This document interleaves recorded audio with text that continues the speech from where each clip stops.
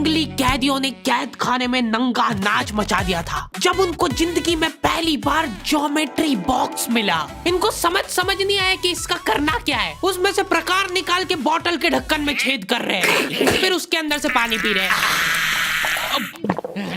आधे बच्चों को पल्ले ही नहीं पड़ रहा है कि ये दो मुंह वाले प्रकार का करना क्या है, तो बैठ के उसकी स्ट्रेचिंग खोल रहे हैं। कुछ गांव के लौंडों ने मिलके तो हथियार वगैरह बना लिए थे। ये देख, ये अपने को यहाँ से हुक पकड़ना है, उसके बाद तुम जैसे खींच के इसको छोड़। हाँ, हमारे स्कूल में आसपास के गांव से भी बच्चे आते थे। मेरे को बहुत बढ़िया लगते यार ये बच्चे।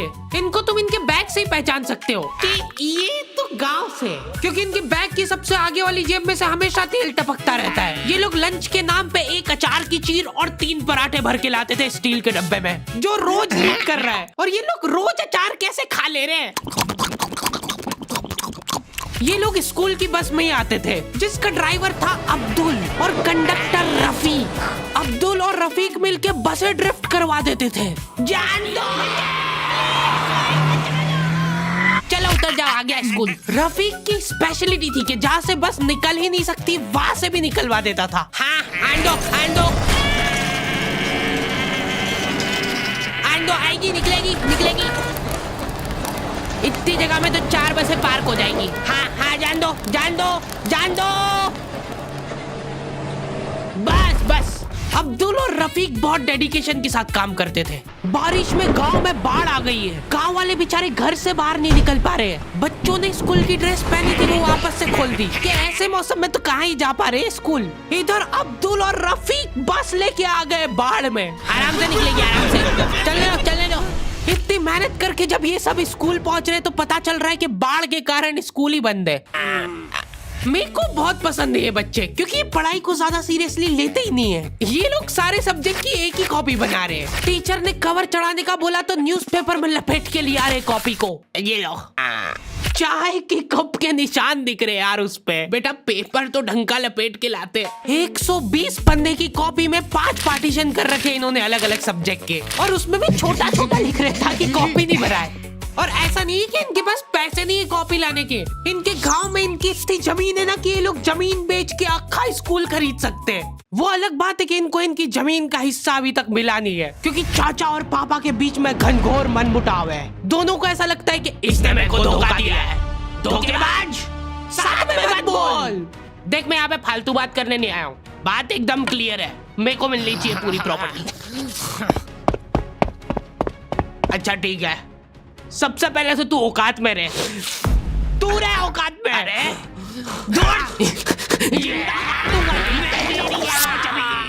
नहीं, दूर, अभी चालू नहीं हुआ है। इनकी बहन दोनों भाइयों का समझौता करने के लिए रेफरी बनी है। एक दूसरे को माँ बहन की गालियां देने के बाद वहीं पे उनको सॉरी बोल दे रहे हैं। सॉरी, क्योंकि दोनों के रिश्ते सेम ही पड़ते हैं।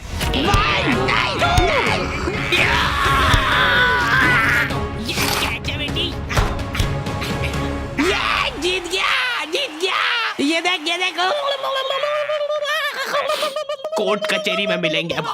तो अभी तक वो केस चल रहा है और वो चलता ही रहेगा जब तक पापा या चाचा में से कोई मर नहीं जाता। हमारी क्लास के बच्चे बहुत बतौकड़े थे। इनके मुंह का थूक खत्म हो जाता था बोल के। अरे देखो, मैंने व्हाट्सएप स्टेटस डाला था उसका हाथ पकड़ के। अब उसको ऐसा लगा कि मेरा स्टेटस सबको दिखता है, पर मैंने सेटिंग्स में जाके स्टेटस सिर्फ उसको विजिबल कर रखा था। लॉन्डो से कुछ भी शेयर करना बहुत रिस्की काम होता है। मेरे को तो अच्छी लगती है यार कंचन। तुमने सिर्फ बोला है कि ये अच्छी लगती है, इधर लॉन्डो ने अफवाह फैलानी चालू कर दी। सर, उसको आंख उठा के मत देखना, भाई की बंदी है। जब भी वो पास से निकल रही है मत करो यार ये हरकत। वो इंटरेस्टेड होगी भी तो भाग जाएगी तुम्हारी हरकतों की वजह से। इतनी ज्यादा बकलोली सहन करने के बाद हमारे क्लास टीचर ने सोचा कि इनका सेटिंग अरेंजमेंट चेंज कर देते हैं। एक लड़का और एक लड़की बैठाएंगे, फिर देखते कैसे बात करते हैं ये। मेरे दोस्तों के पास जो लड़कियां बैठी वो बीच में बैग रख ले रही है ताकि गलती से भी ये दरिंदा उससे टच नहीं हो जाए। इनका तो फिर भी ठीक था, मेरी किस्मत तो बिल्कुल ही घटिया थी।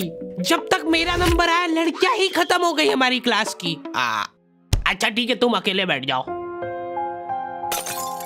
तो अब सभी बच्चों को फर्स्ट पीरियड तो मजबूरन ऐसे ही बैठना पड़ता था, लेकिन जैसे ही सेकंड पीरियड लगता था इस टीचर की क्लास के बाहर जाने में और अगले टीचर की क्लास में आने में 30 सेकंड मिलते थे हमको। उस 30 सेकंड में सब लोग अपने अपने झोले उठा के दौड़ रहे इधर उधर।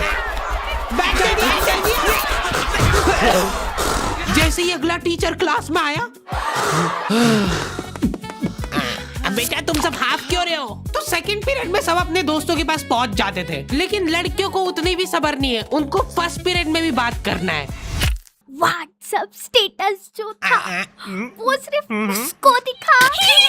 क्लास के इस कोने से उस कोने तक इशारों में बातें हो रही है इनकी। लिप सिंक पढ़ ले रही है लड़कियां इतनी दूर से। या लौंडो को चिल्ला चिल्ला के बताने के बाद भी समझ नहीं आती आधी चीजें। अरे तो तुम इसकी कॉपी नानी के यहाँ क्यों लेके गए थे? सर वो मेरे को लगा मैं वहां जाके पढ़ाई करूंगा। इनसे घर में, स्कूल में, कोचिंग में कई पढ़ाई नहीं हो रही है और 4 दिन के लिए कहीं घूमने जा रहे तो उसमें बैग में कॉपियां भर ले रहे कि अब होगी पढ़ाई। वो भी दूसरे की कॉपी मांग के ले जा रहे हैं। वहां जाके सिर्फ कॉपी निकाल के सामने रख दी सबके, ताकि नानी के घर पे तुम्हारा एकदम रोला जम जाए कि लड़का दुनिया इधर से उधर हो जाए पर पढ़ाई नहीं छोड़ता है। लड़का दूसरे की कॉपी मांग के लाया है अपनी कॉपी कंप्लीट करने के लिए, जबकि स्कूल डेली जा रहा है अपना लड़का, फिर भी कॉपी इनकम्प्लीट रह जा रही है। और बात ये कि वहां जाके भी इनसे कॉपी कंप्लीट हुई नहीं है, उल्टा हुआ निकाल के रख दी थी और भूल के आ गए कॉपी। और तुम्हारी लीव तो 3 दिन की थी, तुम 5 दिन बाद क्यों आए मुंह उठा के? सर हम लोग तीसरे दिन पे निकल गए थे वहां से और हम जैसे ही ऑटो रिक्शा में बैठे नानी जी ने रोना चालू कर दिया। अब जैसे जैसे ऑटो दूर जा रहा था मेरी नानी जी जोर से रोने लग रहे थे।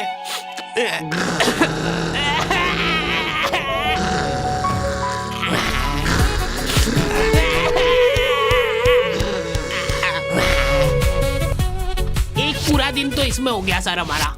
फिर अगले दिन मम्मी ने उतर के नानी जी को समझाया, रो मत मम्मी, ऐसे रो मत, मत रो। उन्होंने रोते रोते समझाया कि मत रो। आधा दिन ये चला, फिर आधे दिन ऑटो वाले ने वापस से मजे लिए।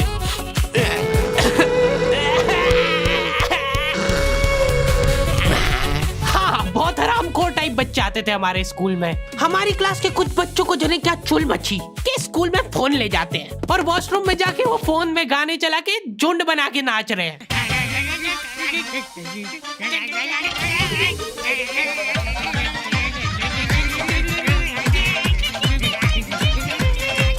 उधर साइड में लाइन डिस्टर्ब हो गई यार उन बच्चों की जो कांच में बाल बनाने के लिए लगी है। वॉशरूम में मूतने से ज्यादा लंबी लाइन बाल जमाने के लिए लगी होती थी। और तुम गौर से देखोगे इनको तो पता चलेगा कि सब लोग सेम ही चीज कर रहे हैं। बाल गीले करके अपनी जेब से कंघा निकाल रहे गोल वाला, उसके अंदर 2 उंगली फंसा रहे और फिर बाल खड़े कर रहे हैं।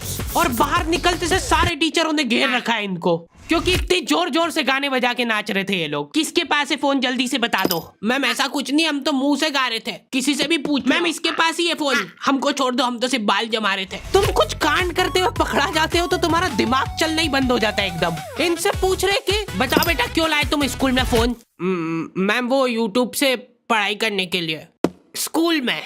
हाँ, हमारे स्कूल में सबसे बड़ी टॉप की सजा होती थी सस्पेंड करना। और मेरे को पता नहीं क्यों बहुत बढ़िया लगती थी ये सजा। ना तुमको स्कूल वालों को लीव लिख के देना है, ना स्कूल वाले तुमसे पूछेंगे कि तुम कहाँ गए थे। रिटायरमेंट वाली लाइफ जी रहे हो तुम स्कूल में। उसके मम्मी पापा को बुला के वो फोन भी दे दिया और उसको सस्पेंड कर दिया।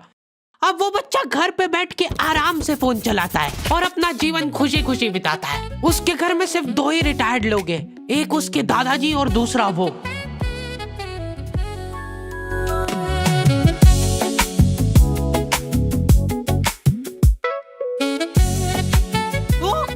तो दी एंड हो चुका है। आई होप तुम लोगों को ये वीडियो पसंद आई होगी, और अगर नहीं आई है तो क्यों देखी।